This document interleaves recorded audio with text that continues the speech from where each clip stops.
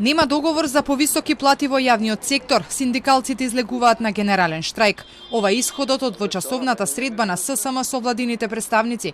Председателот Димовски кажа дека е разочаран затоа што биле повикани во влада, а при тоа никој не им одговорил зошто не може да го добијат ветеното линеарно зголемување на платите од 2800 денари.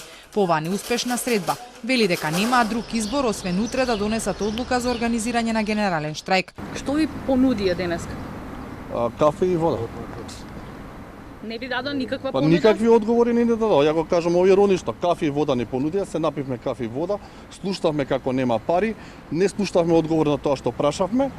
Димовски посочи дека побарали да се вратат мерките за превенција од ценовни шокови кои беа донесени во март, а владата пред 2 дена одлучи да не ги проложи.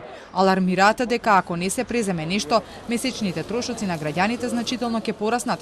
По јуни тие би биле повисоки за над 2000 денари. Од бизнис секторот пак бараат веднаш да се активираат стоковите резерви, мерка за која мислат дека е задоцнета. Мелничко-пекарската индустрија подолг временски период бара интервенција од државните резерви. Нас не ни е јасно зошто нема таква интервенција.